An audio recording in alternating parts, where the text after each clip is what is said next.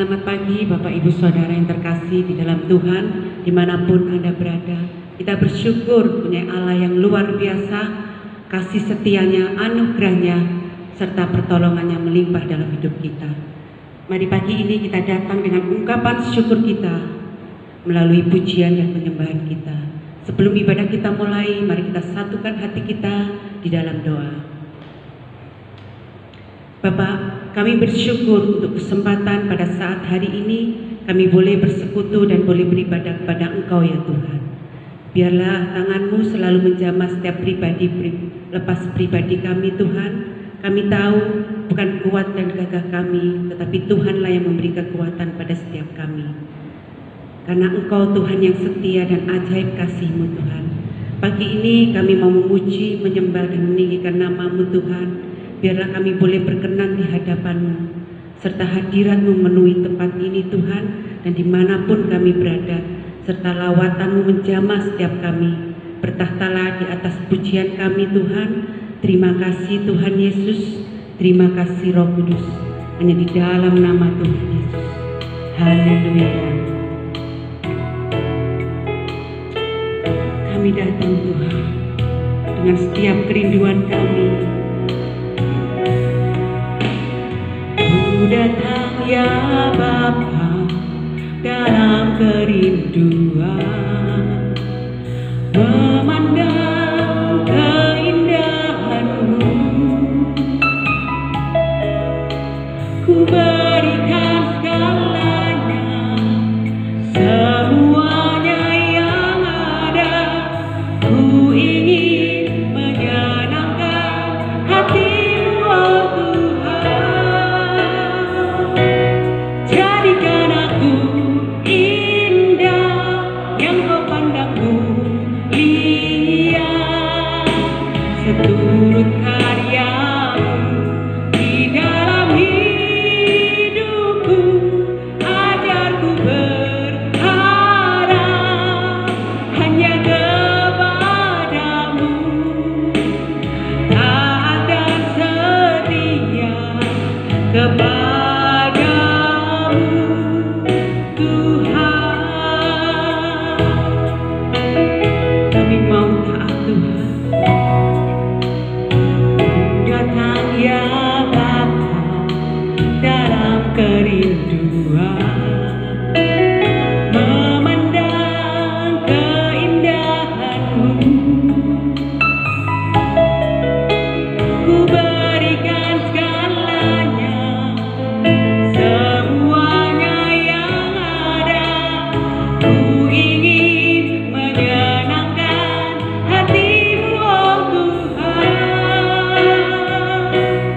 Jadikan aku indah yang Kau pandang mulia, seturut karya-Mu di dalam hidupku.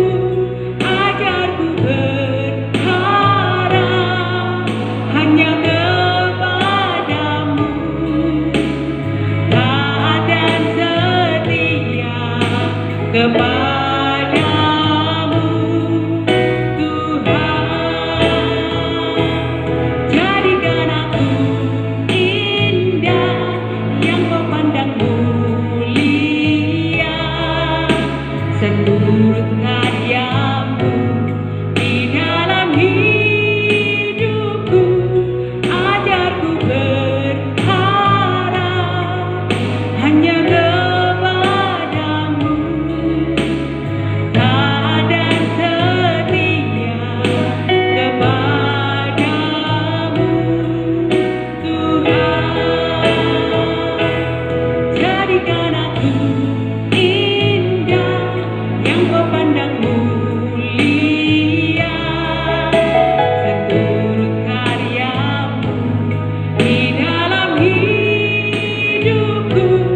Ajarku berharap hanya kepadamu, taat dan setia kepadamu Tuhan. Jadikan aku indah yang Kau keturut karyamu di dalam hidupku. Ajarku berharap hanya kepadamu, taat dan setia kepadamu, Tuhan. Taat dan setia, taat dan setia, taat dan setia kepadamu, Tuhan. Haleluya, kami mau setia. Terima kasih Tuhan. Haleluya, terima kasih, terima kasih. Kami mau menyenangkan-Mu. Terima kasih. Haleluya, anugerah-Mu Tuhan. Terima kasih, kebaikan-Mu Tuhan, pertolongan-Mu Tuhan. Kami bersyukur Tuhan. Terima kasih. Haleluya, haleluya, haleluya. Terima kasih Tuhan. Ini hati setiap kami Tuhan, hati yang mau taat, hati yang mau setia kepadamu Tuhan. Kami tidak membawa apapun dalam dunia ini Tuhan, tapi kami membawa hati kami untuk semakin taat, semakin setia kepadamu Tuhan. Terima kasih Tuhan. Terima kasih, terima kasih. Haleluya.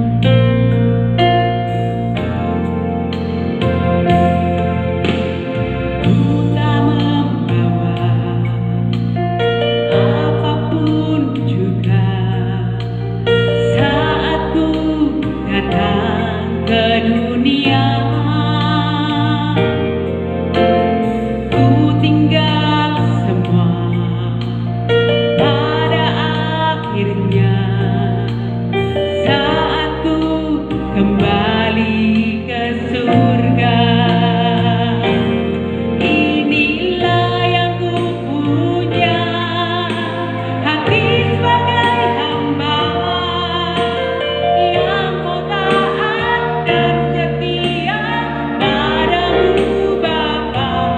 Kemanapun ku bawa, hati yang menyembah dalam roh dan kebenaran sampai selamanya. Terima kasih.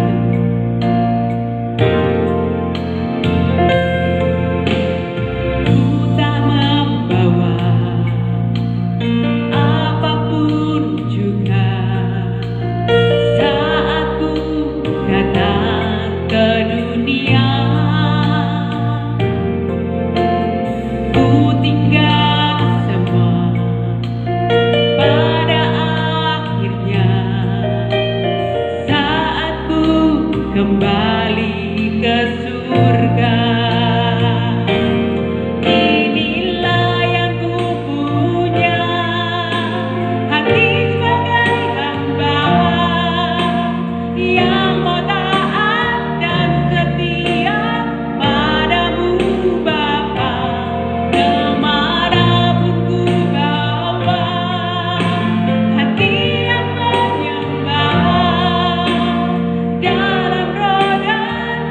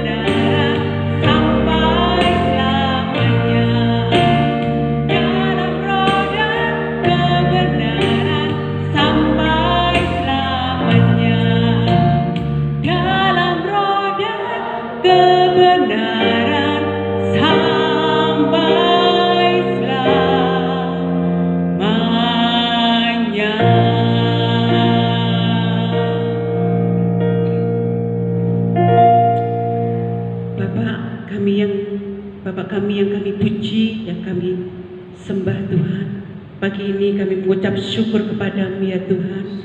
Bimbing kami Tuhan dan ajar kami supaya kami lebih lagi taat dan setia kepada Engkau Tuhan.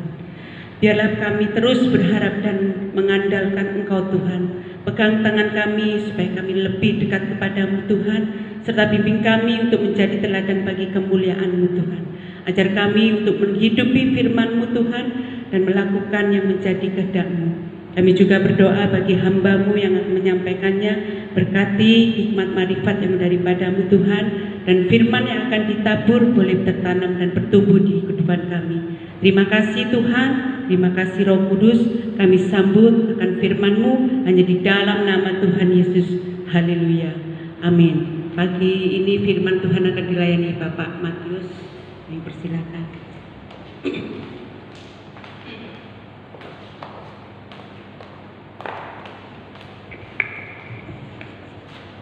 Selamat pagi, salam di nama Tuhan. Bapak Ibu Saudara sekalian, kasih Tuhan, kita akan bersama-sama belajar kebenaran firman Tuhan dari 1 Raja-Raja 13 ayat 1 sampai ayat 10. Sebetulnya ayat 1 sampai 34, tetapi yang kita baca dari pasal 1 ayat 1, pasal 13 ayat 1 sampai ayat yang ke-10.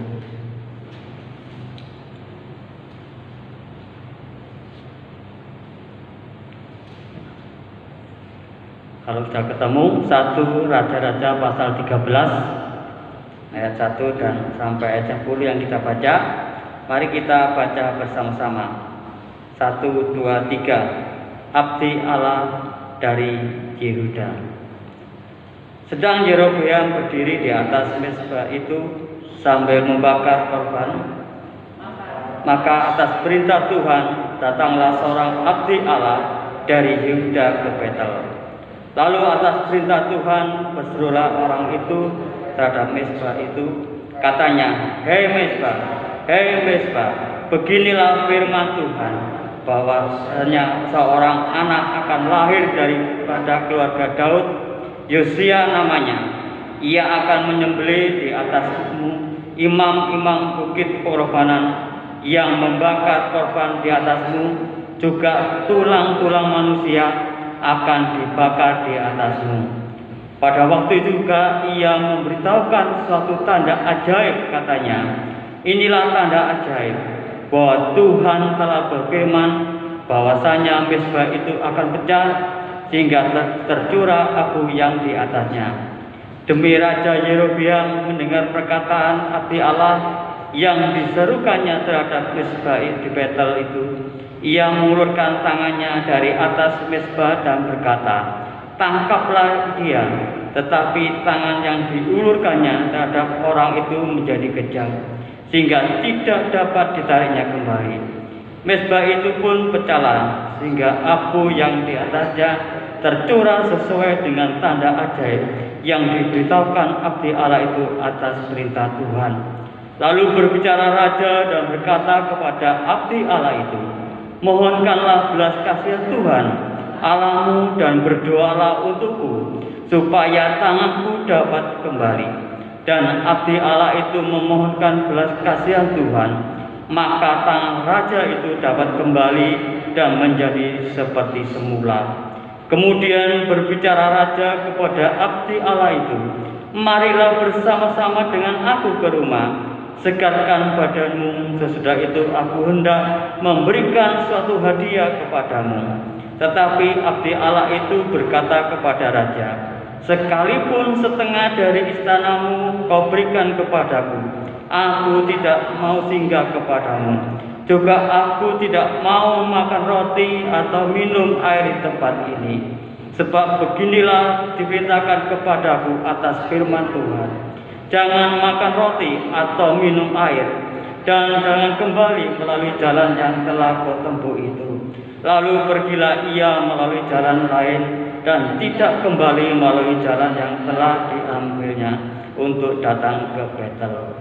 Puji nama Tuhan. Bapak Ibu Saudara sekalian, ayat yang 11 sampai ayat yang 34 Nanti Bapak Ibu bisa membacanya. Nah, saudara sekalian yang dikasih oleh Tuhan, di dalam perikop sebelumnya diceritakan bahwa Tuhan telah memakai Yerobeam untuk memimpin bangsa Israel yang didukung oleh 10 suku bangsa Israel. Ya. Keberhasilan yang dicapai oleh Yerobeam ini tidak dibarengi oleh sikap akan ketundukannya kepada Allah. Malahan membawa bangsa Israel mengalami suatu kemerosotan secara rohani dengan membangun mezbah-mezbah pembakaran dan membuat patung lembu. Ya, itu kita bisa lihat juga kalau kita bandingkan di dalam Keluaran pasal 32 ayat 4, di mana ketika itu bangsa Israel juga setelah menunggu Musa tidak turun-turun, mereka membangun patung lembu. Ya, nah inilah yang membuat Allah itu murka kepada Yerobeam dan mengutus abdi Allah dari Yehuda untuk memberi teguran. Ya. Apa yang dilakukan oleh Yerobeam adalah jahat di mata Tuhan. Ya. Bahkan tidak tanggung-tanggung. Ya. Yerobeam membangun sebuah patung lembu itu 2. Ya. Kalau dalam nenek moyang mereka namanya Harun itu 1, ini 2, ya, tidak tanggung-tanggung 2, 1 di Betel, 1 di Daradan. Nah, saudara sekalian dikasih oleh Tuhan, pagi hari ini temanya yaitu dipanggil untuk patuh. Ya.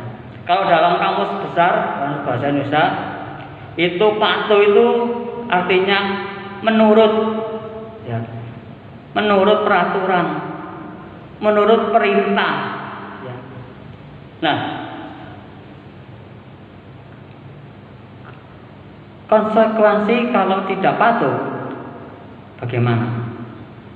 Ya. Kita lihat di dalam pasal ini, ya, di dalam 1 Raja-Raja pasal 13 ini, di mana kalau tidak menuruti perintah atau tidak patuh pada perintah, maka akan mendapatkan sebuah hukuman. Ya. Sikap yang diperlihatkan Yerobeam adalah ketika mendengar perkataan abdi Allah bukan berbalik atau bertobat, malah menjadi marah, ya. Dan Yerobeam mengulurkan tangannya untuk memerintahkan penangkapan kepada abdi Allah tersebut. Ya. Dan itu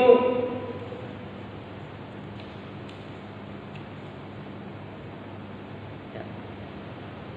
Dan apa yang dilakukan, ya, oleh Yerobeam ini, Tuhan menghukumnya ketika dia mengulurkan tangannya, maka tangannya akan tiba-tiba menjadi kejang, ya, tidak bisa ditarik lagi, ya, sehingga itu yang membuat Yerobeam, ya, akhirnya meminta abdi Allah ini untuk berdoa, ya, dan mujizat terjadi, ya, tangannya bisa, setelah abdi Allah berdoa minta Tuhan Yerobeam bisa kembali. Nah, yang kedua, konsekuensi kalau tidak patuh itu akan mendapatkan maut, celaka, ya. Nah, ini yang dialami oleh abdi Allah, ya. Ketika melanggar peraturan yang telah diberikan oleh Allah, yaitu supaya tidak makan dan minum, ya, dan jangan kembali melalui jalan yang telah kau tempuh di ayat yang ke-9. Dan di tengah perjalanan abdi Allah ini bertemu dengan seorang nabi, ya, nabi, dan dirayu-rayu, dan akhirnya abdi Allah ini mau singgah dan mau makan dan minum. Dan ini merupakan tidak patuh, ya, tidak nurut apa yang telah diperintahkan Tuhan. Ketika dia menyampaikan perintah teguran kepada Yerobeam, sesudah itu tidak boleh makan dan minum. Bahkan ketika Raja Yerobeam meminta dia untuk singgah di kerajaannya, dia sudah menolak, ya. Dan yang kedua, dia tidak bisa menolak, ya.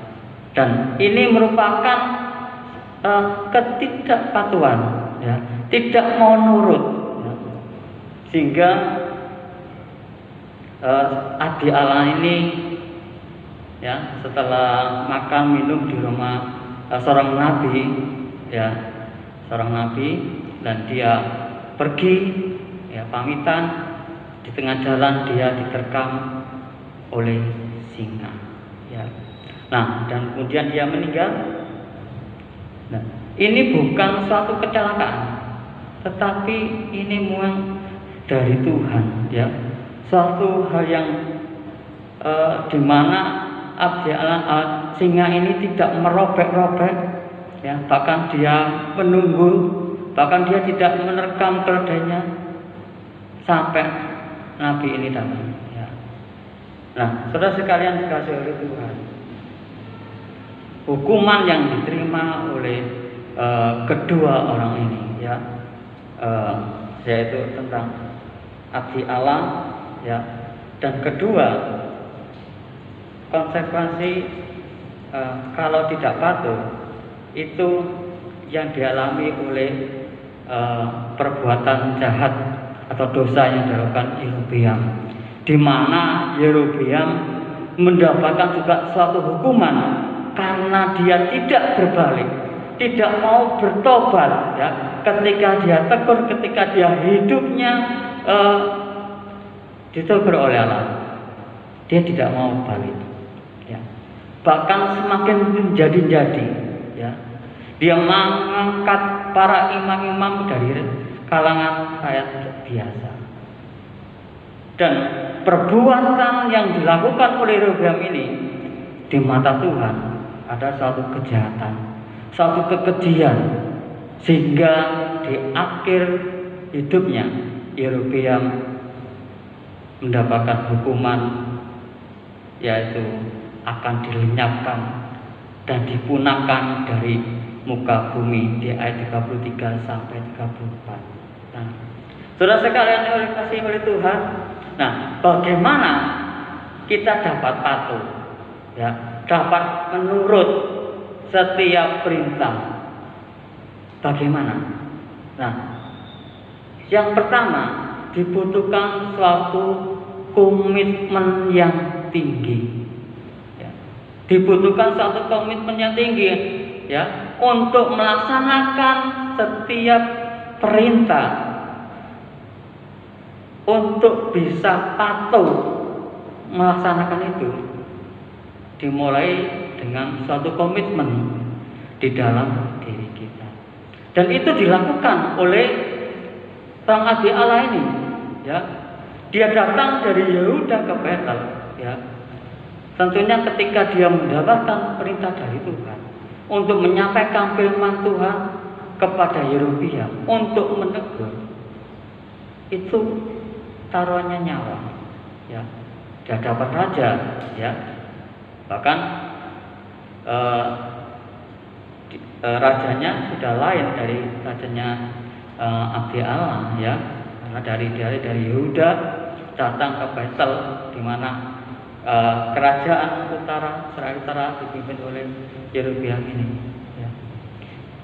Taruhannya nyawa, tetapi dia berani menyampaikan setiap firman Tuhan kepada Yerobeam ini supaya dia dapat bertobat.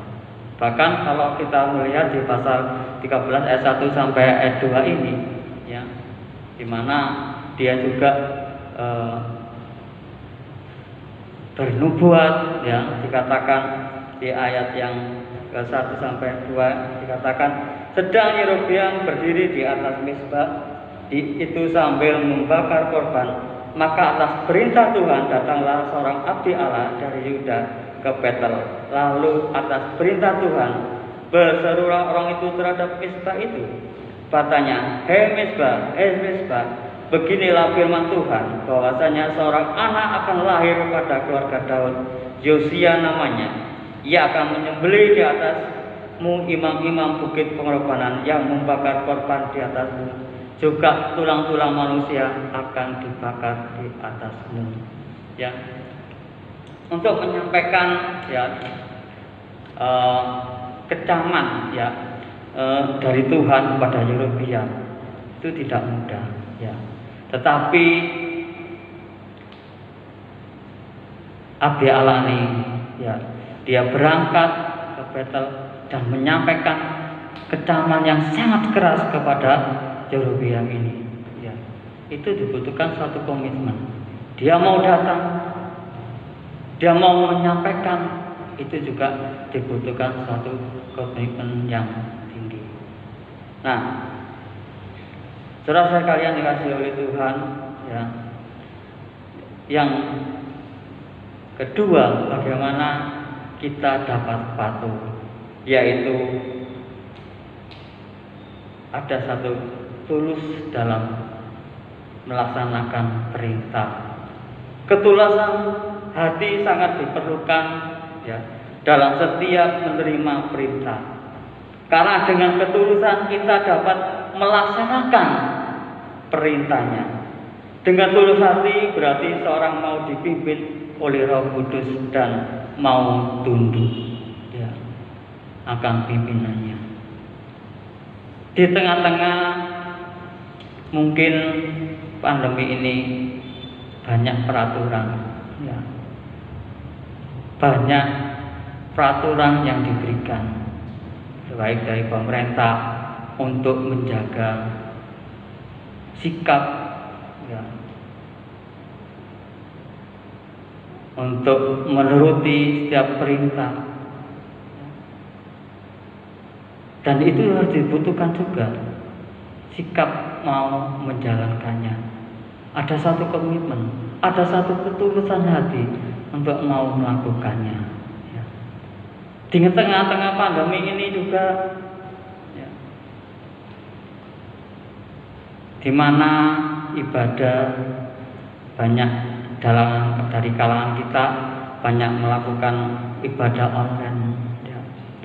Ada satu perintah yang diberikan, ya, ketika di dalam ibadah itu untuk dilaksanakannya, ya, yaitu untuk beribadah di rumah masing-masing.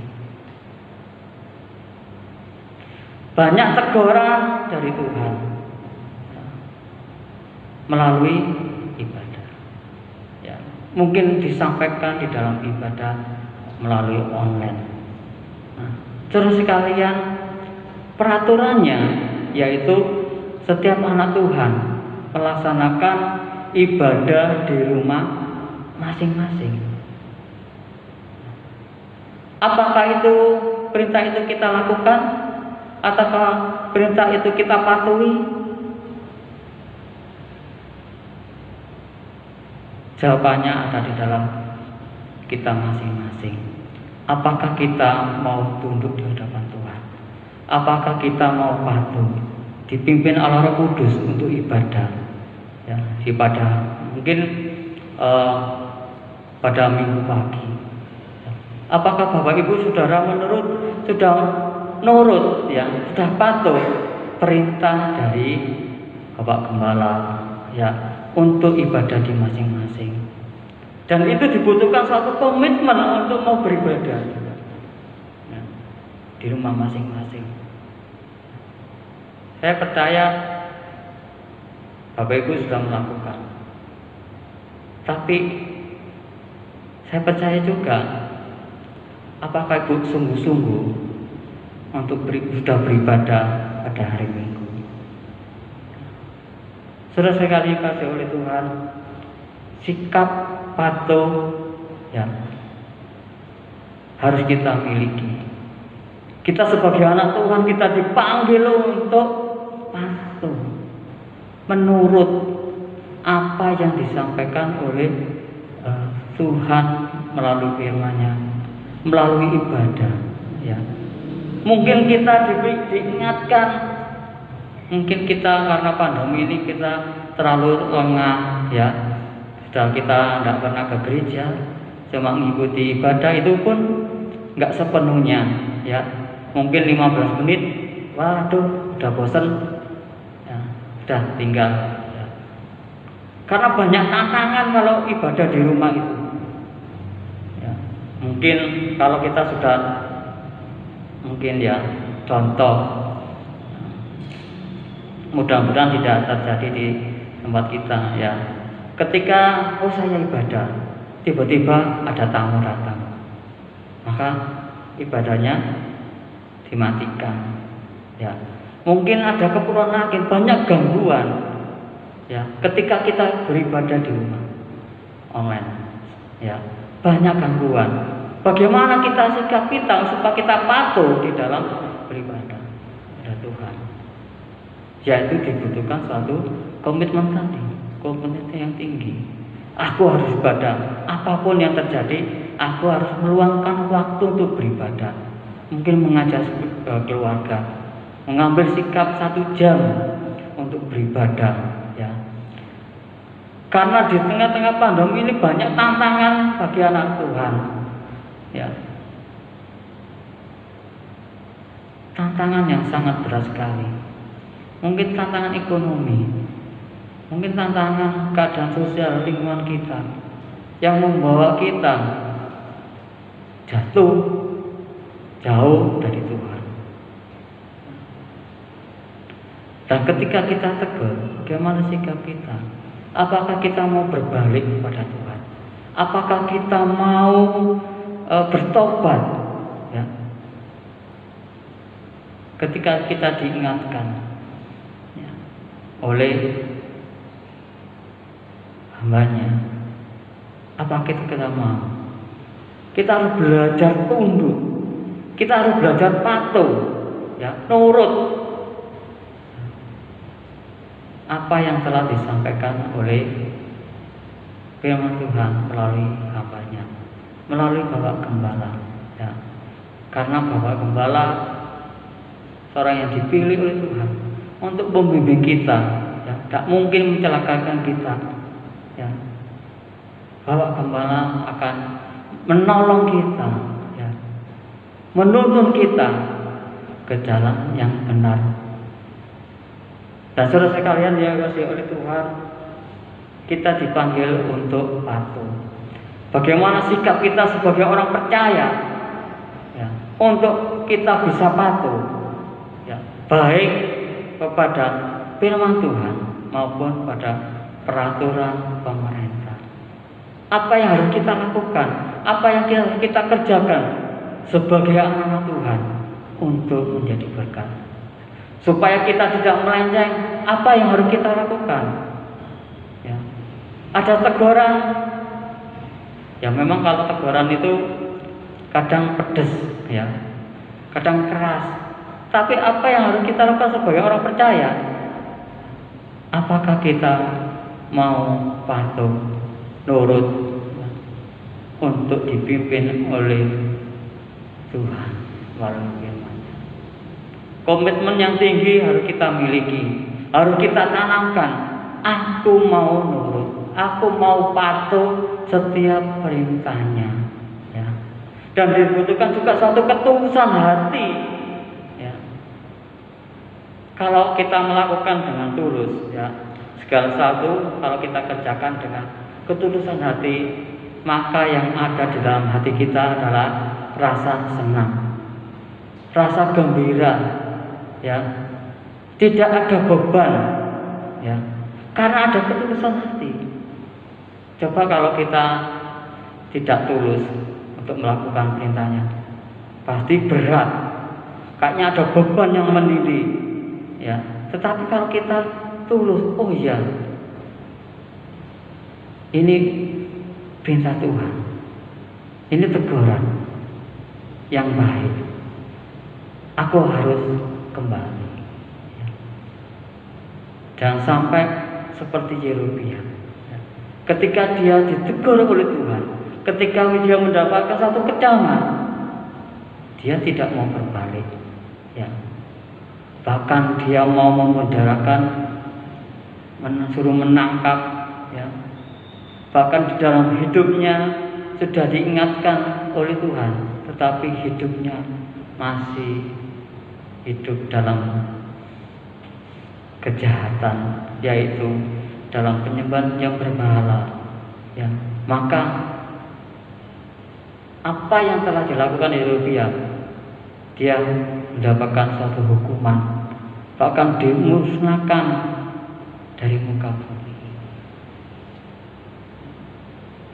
Hal-hal yang di atas, ya, yang sudah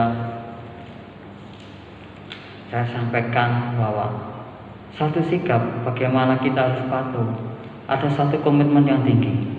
Yang kedua, ada satu ketulusan hati untuk melakukan perintahnya. Nah, sebagai penutup, sebagai orang percaya, kita harus patuh pada setiap perintah. Sekeras apapun perintah itu, kalau sudah memiliki komitmen dan tulus hati, maka kita dapat dengan senang hati melaksanakan perintah itu tanpa ada beban. Yang kedua, kita harus belajar patuh kepada perintah yang diberikan kepada kita. Nah, sebagai saksian, ya, dari hidup kami, bahwa kami pun, ya, sebagai manusia, ya, kami sering jatuh.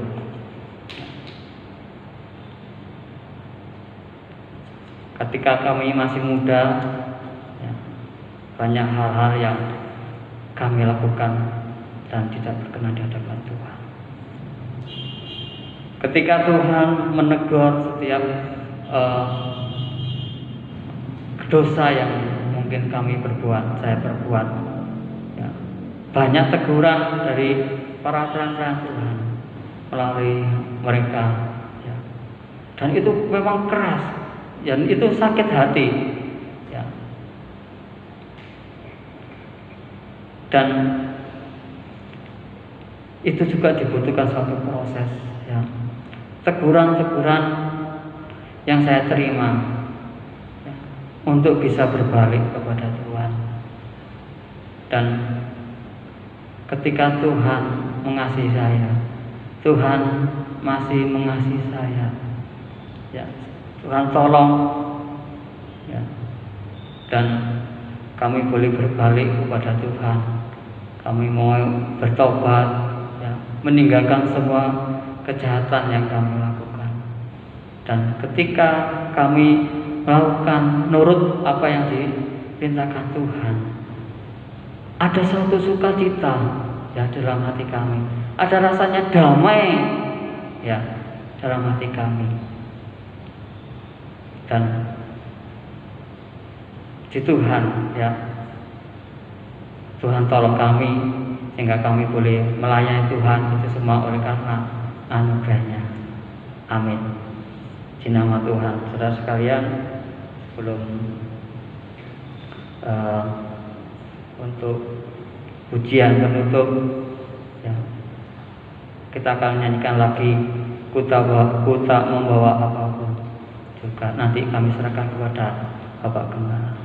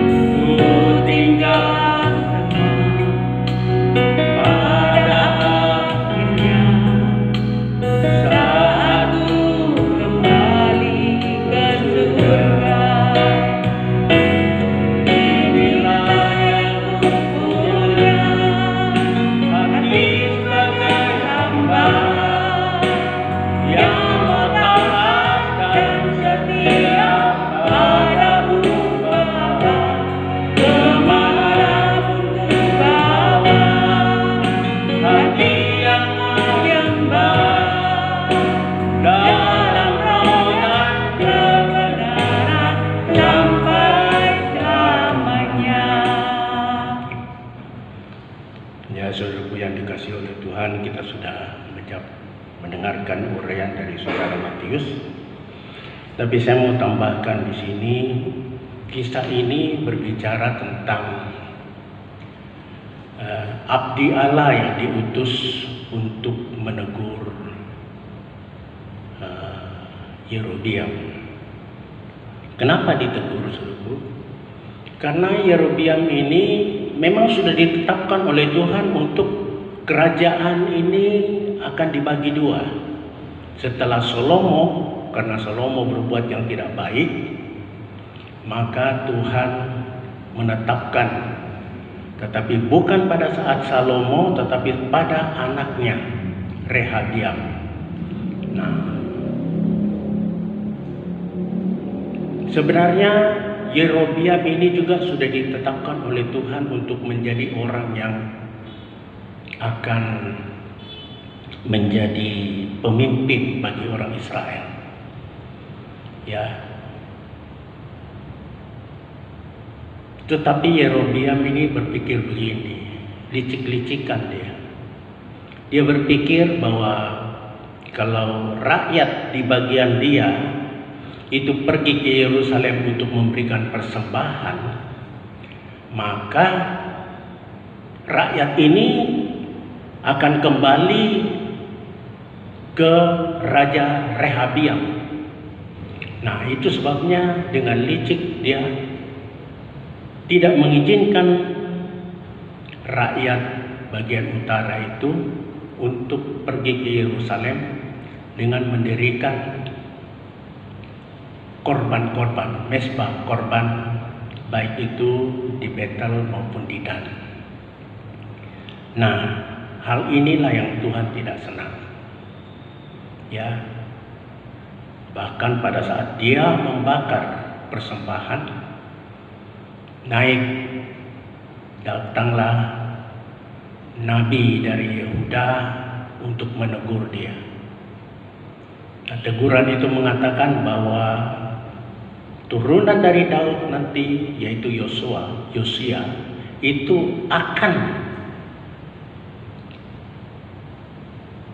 membasmi semua imam-imam yang mengadakan korban di atas mesbah, baik itu di Betel maupun di Dan. Nah, Yerobeam ini marah. Dia suruh tangkap dengan menunjuk, tetapi nabi ini memiliki kuasa, abdi dari Yehuda ini, maka tangan dari Yerobeam ini tidak dapat kembali lagi. Nah, akhirnya dia minta ampun dan dia mengajak nabi itu. Dia minta ampun, Tuhan ampuni, dia dipulihkan. Nabi itu diajak untuk makan. Tetapi nabi ini sudah diberitahu oleh Tuhan, jangan makan, jangan minum bersama dia, jangan balik ke jalan yang semula. Nah, waktu diajak dia tidak mau. Dia menurut. Tetapi pada saat itu ada juga nabi tua, ya, di Betel itu, anaknya cerita, ada nabi dari Yehuda negur si Yerobeam loh. Wah, luar biasa kuasanya. Yerobeam yang marah itu tangannya kejang, tidak bisa balik. Nah, kita dapat melihat seorang nabi utusan dari Allah yang diberi kuasa, wewenang, mandat dari Allah. Kalau kita mengikuti perintah-perintahnya, mandat dan kuasa dan berkat itu Tuhan akan sediakan buat kita. Kenapa kita seringkali kehilangan berkat-berkat dari Tuhan? Karena kita nggak nurut, saudara. Jangan katakan Tuhan itu jahat, Tuhan itu ingkar janji. Yang ingkar janji itu saudara dan saya.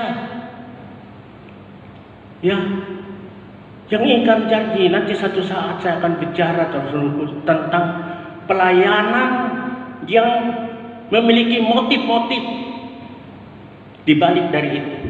Dan kita melihat orang ini, jangan makan, jangan minum, jangan balik kepada jalan semula. diajak oleh Nabi ini, ya kan Yerobiam tadi yang dikutuk Tuhan, pantas saya tidak ikut, saya tidak mau. Tetapi kalau ini boleh dong. Nah, mulai saudaraku, dalam pelayanan saudaraku, ya saudaraku, jangan sekali-kali, minggu yang lalu kita sudah bicara tentang itu. Dalam melayani kita ini saudaraku, ada satu cerita. Ini saya mau kisahkan sedikit ya, untuk menjelaskan pelayanan kita ini. Sebenarnya kita ini sudah diberkati berlimpah, hanya kita nggak tahu aja. Ada seorang nelayan saudaraku.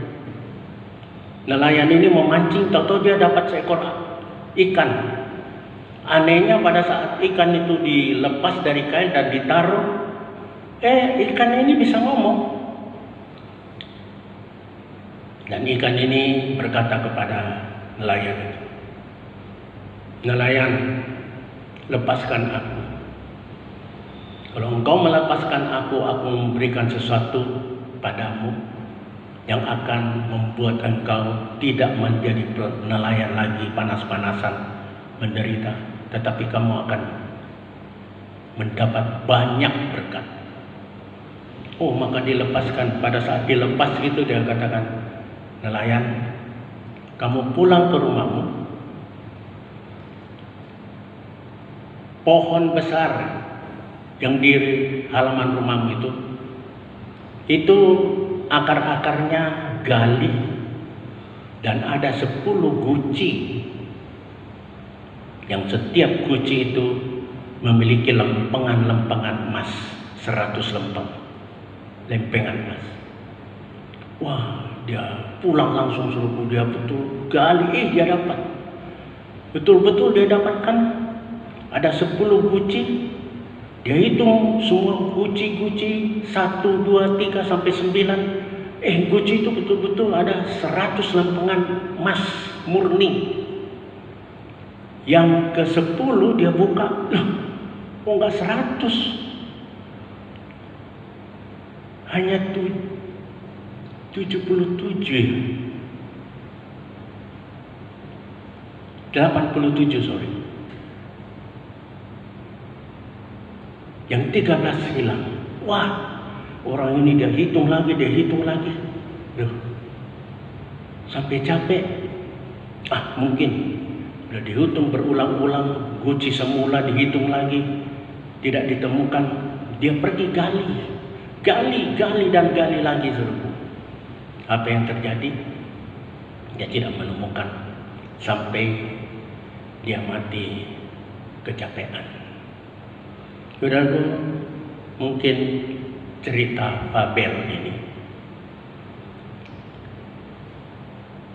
tidak menarik, tetapi satu hal yang perlu kita perhatikan, 10 guci, 9 penuh 100 lempengan emas, yang ke-10 hanya 87. Ini kan banyak benar, 13 kita ribuin. Bukankah keselamatan sudah diberikan dan itu tidak bisa dinilai oleh apapun? Mari saudaraku, pelayan-pelayan Tuhan, kita renungkan itu. Saya sudah dapat ini keselamatan, dibayar dengan Tuhan turun jadi manusia. Minggu lalu kita sudah pelajari, bukan saja menjadi manusia tetapi menjadi hamba, mati disalib untuk dosa-dosa amin, untuk dosa-dosa saudara.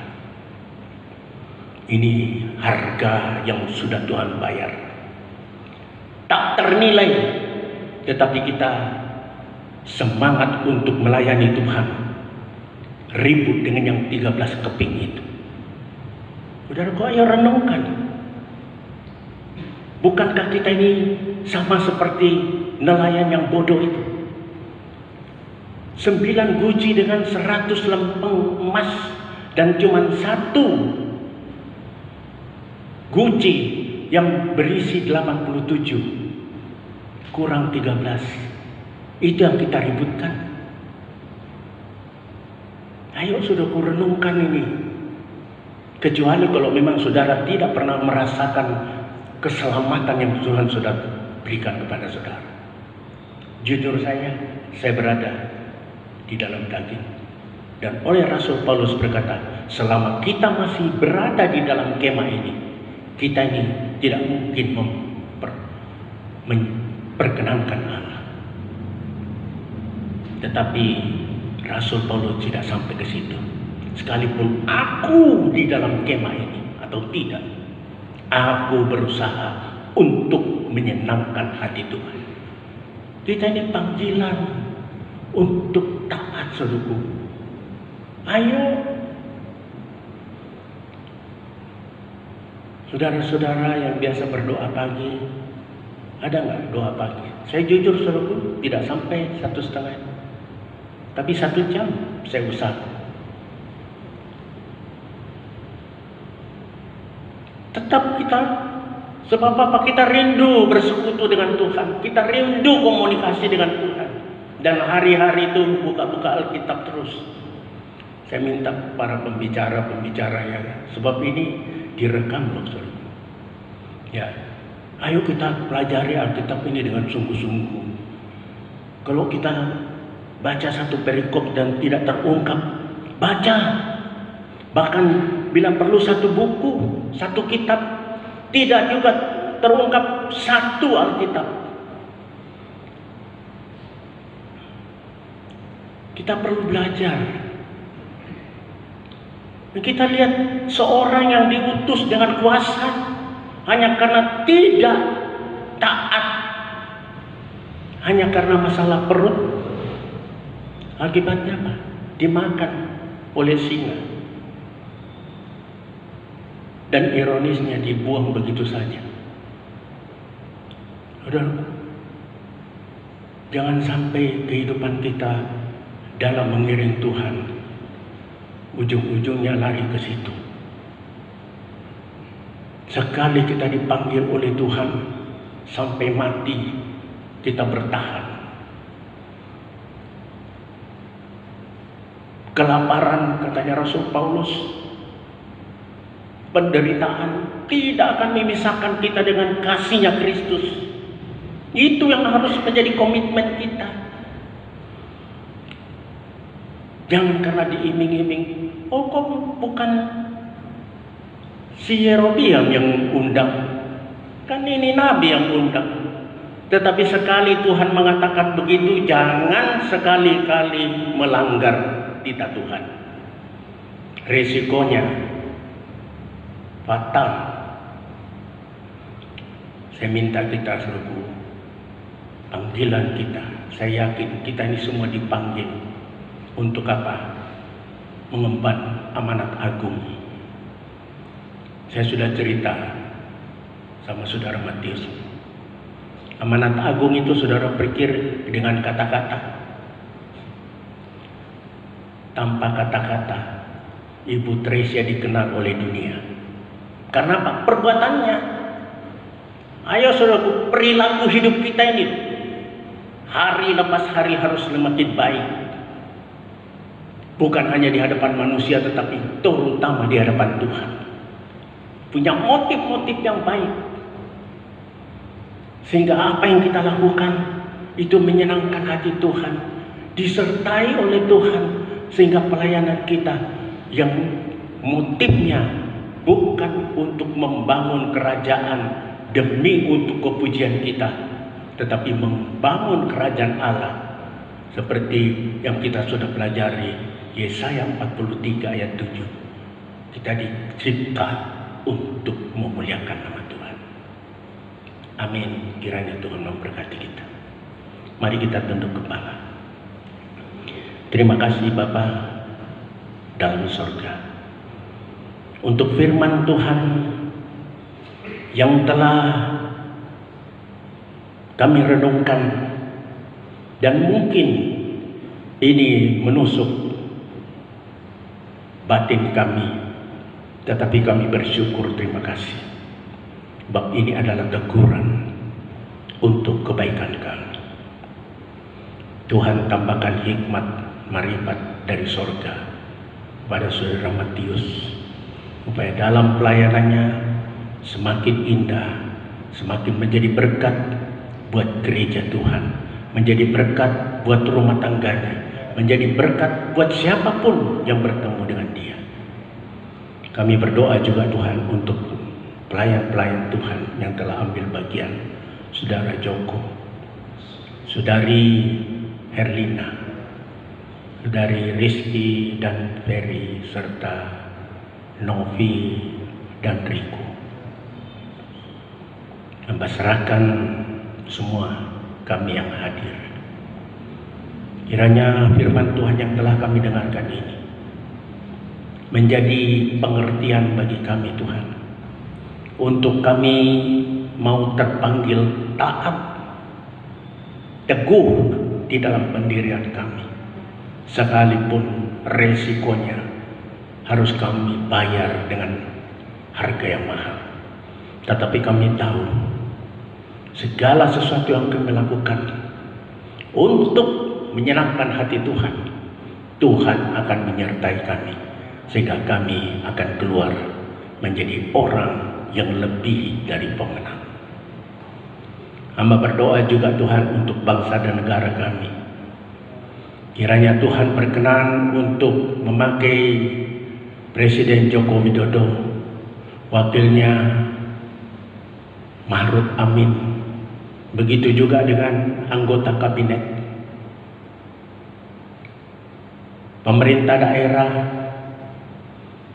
lembaga tinggi negara seperti legislatif dan yudikatif, bekerja bersama-sama dengan eksekutif untuk mensejahterakan seluruh rakyat Indonesia. Hamba berdoa juga untuk hamba-hamba Tuhan yang melakukan pelayanan, buat jemaat yang Tuhan telah percayakan kepada mereka. Urapi mereka Tuhan, supaya melalui pengurapan Tuhan, ajaran-ajarnya membawa mereka kepada hidup benar dan berkenan di hadapan Tuhan. Hamba berdoa juga untuk jemaat Tuhan yang ada di rumah, yang mendengarkan berita keselamatan ini. Tuhan berikan hikmat kepada mereka untuk dapat menangkap, mengerti, dan menjadi pelaku-pelaku firman. Hamba berdoa juga Tuhan untuk saudara-saudara yang sakit, baik itu Bu Salimin, Tante Naomi, begitu juga Tuhan Inge, serta Mama dari Ana, Ciliung, serta adik dari Kohong Kui, Kohong Cia. Kiranya kuasa-Mu yang tidak pernah berkesudahan menjaga mereka, berikan mereka iman untuk yakin akan pertolongan Tuhan. Terima kasih Bapak, terima kasih, terima kasih. Saudaraku yang dikasihi oleh Tuhan, terimalah berkat dari Allah Bapa, cinta kasih dari Tuhan Yesus, dalam persekutuannya dan pimpinan Roh Kudus menyertai kita semuanya, mulai saat ini sampai Maranatha. Tuhan memberkati kita, Tuhan menyertai kita. Amin. Selamat pagi, Tuhan memberkati.